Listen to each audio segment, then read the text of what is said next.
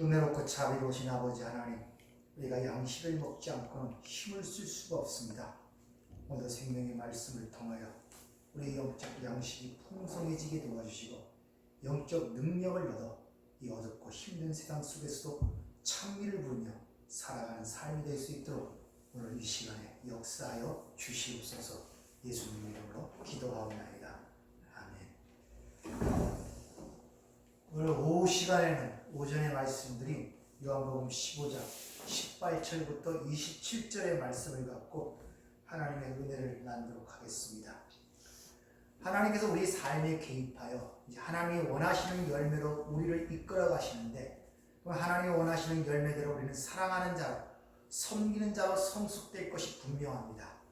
근데 문제는 뭐냐 하면은, 그렇게 된다고 해서 세상 사람들이 우리를 보고 변화를 받고 회개하고 돌아오느냐?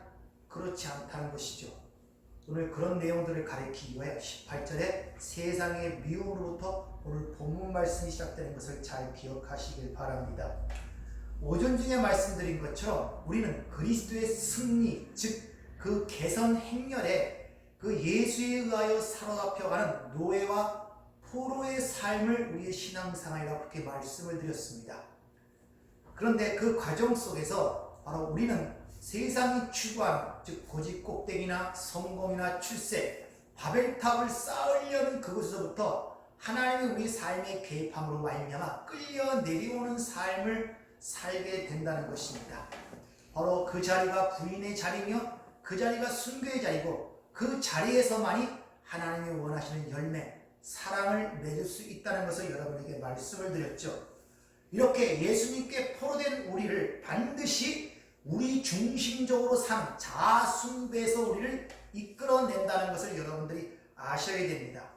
그 과정 속에서 우리는 많은 고뇌와 번뇌, 실패와 좌절, 절망, 이런 것들을 경험하면서 우리는 그 자리로 끌려 내려가는 그런 삶을 살게 되는데, 세상 사람들이 그러한 삶을 볼 때 거기서 그 냄새가 그들에게는 사망에 이르는 냄새로 느껴지고 인지가 된다는 것입니다.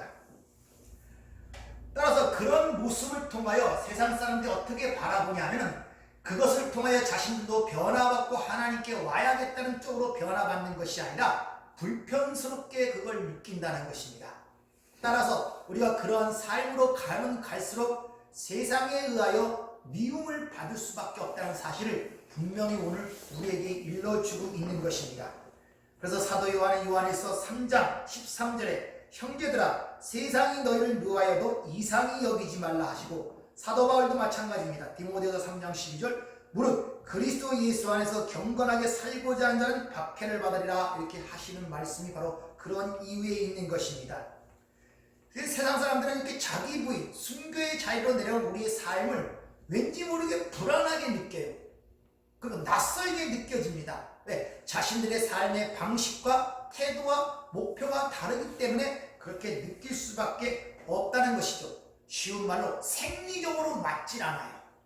왜? 사람 싫은 건 이유가 없다는 세상적인 속담이 있죠. 생리적으로 맞지 않기 때문에 싫어할 수밖에 없다는 것입니다. 따라서 성도들에게는 그렇게 사는 것이 있구나 하는 동질감을 느끼는 자들이 바로 하나님의 백성들이고, 그런 것을 통하여 어떤 삶의 소망과 또는 삶의 충족성을 갖게 되는 것이 바로 생명에 이르는 냄새를 맡는 자들의 특징인 것입니다. 그래서 성경은 항상 전도에 미련한 것으로 구원하시기를 기뻐하셨도다 그러죠. 미련한 것 뭡니까? 유대인들은 미련하고, 유대인들은 어리석게 여기고, 유대인들은 미련하게 생각하고, 헬라인들은 어리석게 여기는 그것으로 하나님께서는 우리를 구원하시기를 기뻐하셨다가 그렇게 이야기를 하는 것입니다. 바울 사도를 보면은 여러분이 아시다시피 상당한 사람은 가말리아 문에서 자라났고 로마의 시민권을 갖고 있었고 헬라 문화에 능통한 자입니다. 그렇기 때문에 그가 박해를 피하려고 생각했다면 얼마든지 그 박해를 피할 방법과 수단을 강구해낼 수 있고 박해를 피할 수 있었을 것입니다. 그런데 하나님께서는 그를 가만히 내버려 두지 아니하시고 그 삶 속에 그를 개입하여 그를 이끌어 가시고, 마치 사망 선고를 받은 자처럼 그를 내리시면서 그의 입과 그의 삶을 주장하여 오직 예수만을 전하는 하나님의 도구로 사용하셨다는 것을 성경은 우리에게 일러주고 있죠.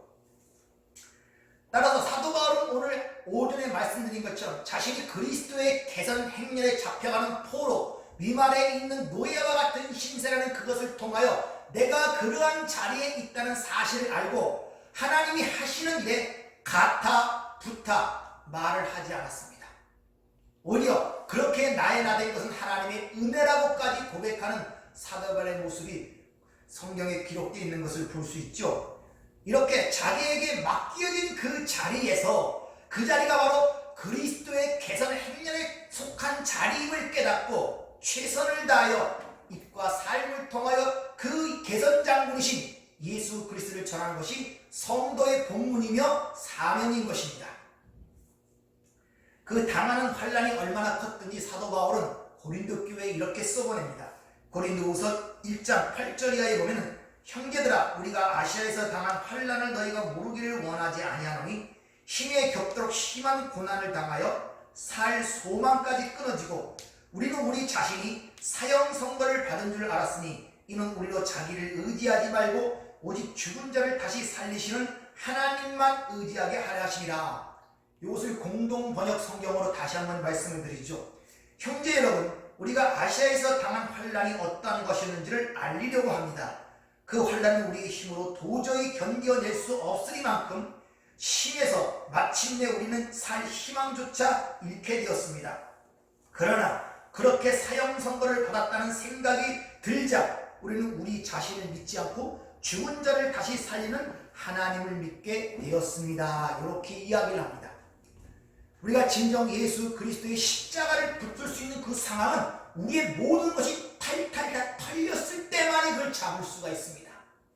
한 가지라도 내가 의지할 수 있는 구석이 있으면 절대 우리는 예수 그리스도의 십자가에서 무릎을 꿇지 않는다는 사실을 여러분이 아셔야 돼요.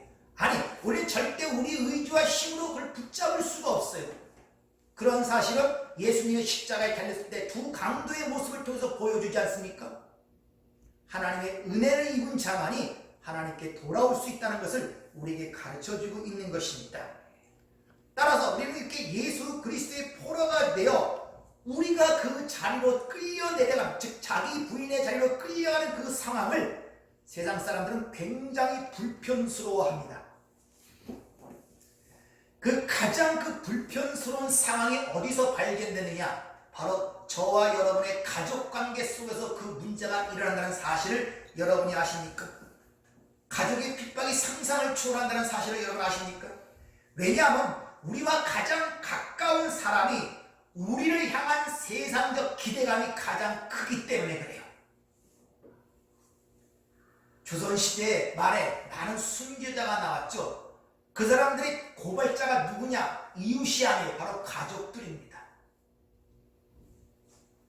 마태복음 10장 34절을 보면 내가 세상에 화평을 주러 온 줄로 생각하지 말라. 화평이 아니요 검을 주러 왔노라. 내가 온 것은 사람이 그 아버지와 딸이 어머니와 며느리가 시어머니와 불화하게 하려 하니 사람이 원수가 자기 집안 식구라. 원수가 집안 식구라. 여러분 이게 이해가 되십니까?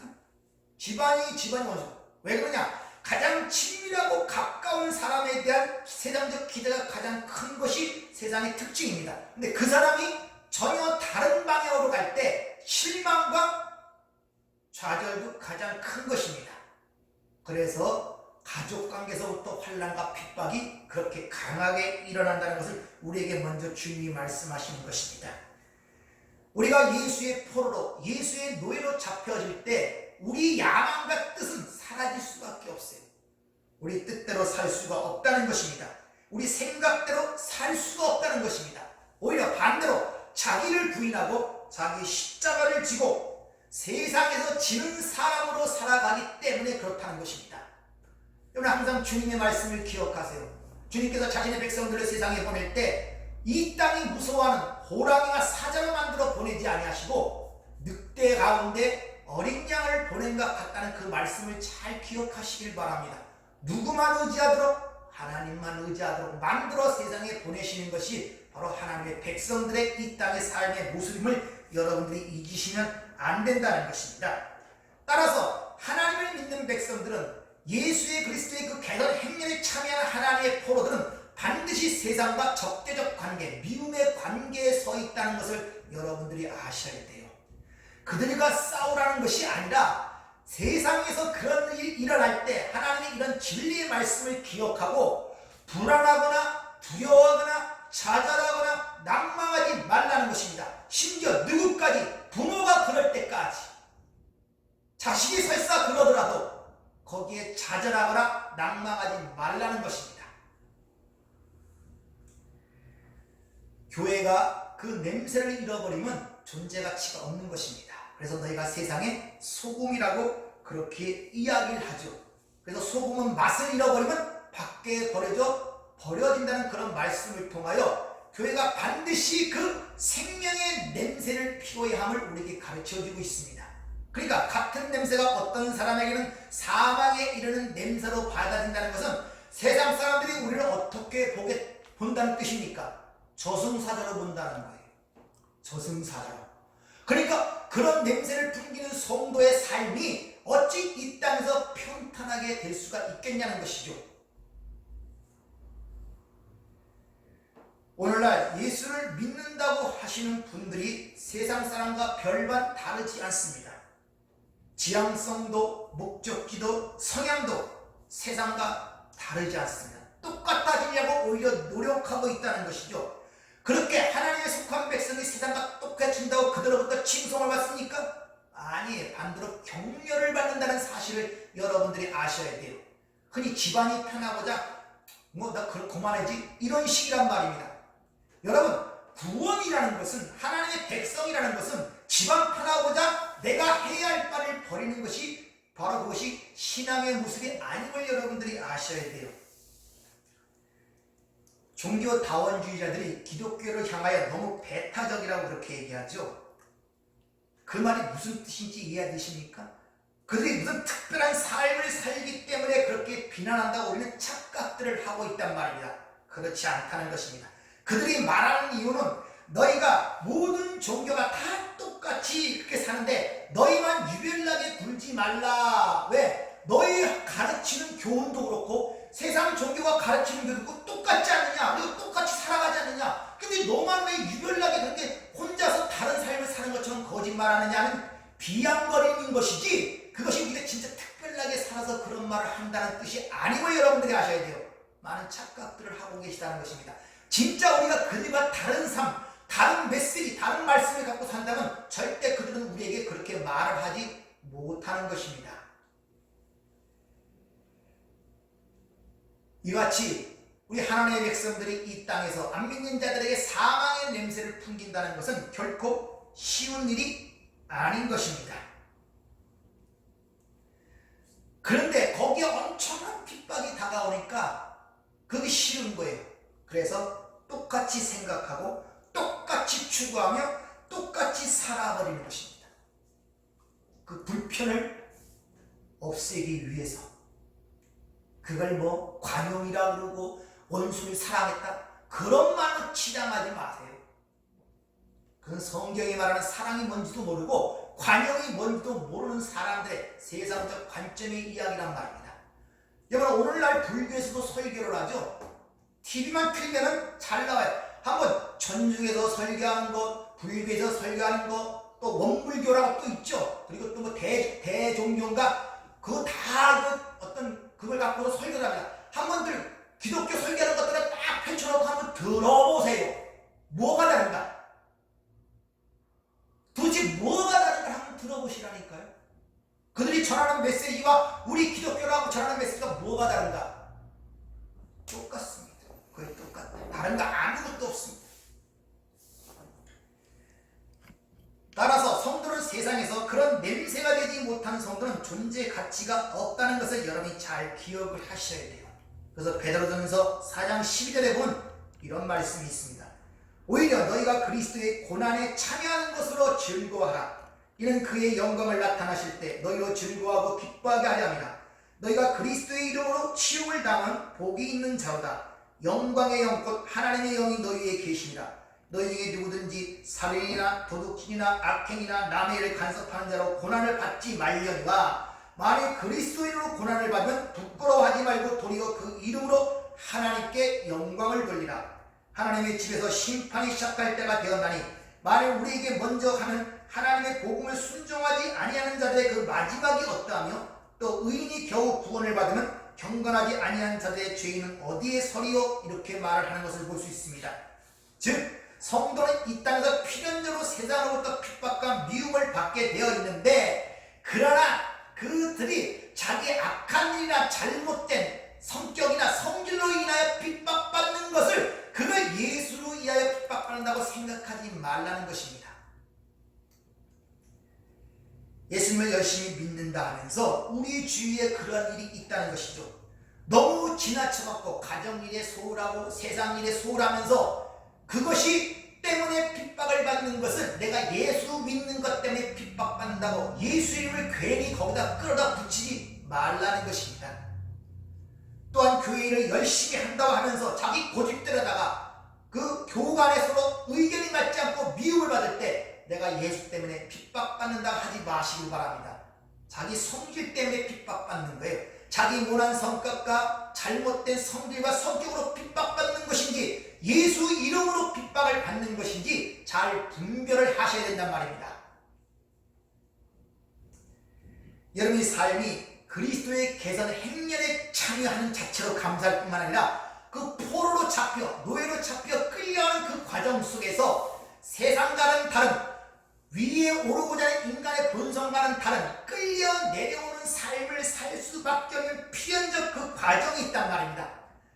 그런 과정에서 우리의 삶의 지향점과 삶에 대한 자세 때문에 세상과 다름으로 말미암아 세상으로 미움으로 박해를 받는다는 것이 바로 성경이 우리에게 일러주는 것입니다. 자, 이렇게 박해를 받을 때, 환난을 받을 때 그 문제를 어떻게 생각하고 어떻게 바라보고 어떻게 이해될 것인가, 그 내용에 대하여 고린도후서 4장 7절부터 잘 설명하고 있습니다. 여러분, 예수 이름으로 핍박을 받을 때, 예수의 포로로 잡혀가는 가운데 자기 그네 갈 때 그 힘들고 고통스러울 때, 그 문제가 이해되지 않을 때 이 말씀을 잘 한번 숙고해 보시기 바랍니다. 고린도후서 4장 7절부터 보겠습니다. 우리가 이 보배를 질그릇에 가졌으니 이는 신이 능력이 큰 것이 하나님께 있고 우리에게 있지 아니함을 알게 하려 함이라. 우리가 사방으로 무교쌈을 당하여도 쌓이지 아니하며 답답한 일을 당하여도 낙심하지 아니하며 박해를 받아도 버림받지 아니하며 꼬꾸리팀을 당하여도 망하지 아니하고 우리가 항상 예수의 죽음을 몸에 짊어지는 예수의 생명이 또한 우리 몸에 나타나게 하려 합니다. 우리 살아있는 자가 항상 예수를 위하여 죽음에 넘겨지면 예수의 생명이 또한 우리 죽을 육체에 나타나게 하려 함이라. 뭐라고 얘기합니까? 살아있는 자가 항상 예수를 위하여 죽음에 넘겨지는 그 삶이 어떤 예수의 그 부활의 생명, 부활의 능력이 우리 안에 나타나기 위한 것이라는 것입니다. 따라서 죽는 것이 사는 것이고 그것이 승리라는 이 하나님 나라의 원리의 역설을 이해하시는 저와 여러분 되기를 주의 이름으로 부탁을 드립니다. 기도하겠습니다. 죽는 것이 승리이고 죽는 것이 사는 거라고 누차 하나님 우리에게 말씀하시면 왜 우리의 삶이 이렇게 내가 죽지 않고 살아내려고 발버둥을 치는지 모릅니다. 아버지, 우리 힘으로는 감당할 수가 없사오니 성령의 능력으로 충만히 채워 주셔서 성령이 우리의 삶을 장악하시고 성령이 이끄심을 따라 성령의 말하심을 따라 생명의 복음을 증가하는 하나님의 진정한 도구가 될 수 있도록 저희들을 축복하여 주시옵소서. 예수님 이름으로 기도하옵나이다. 아멘.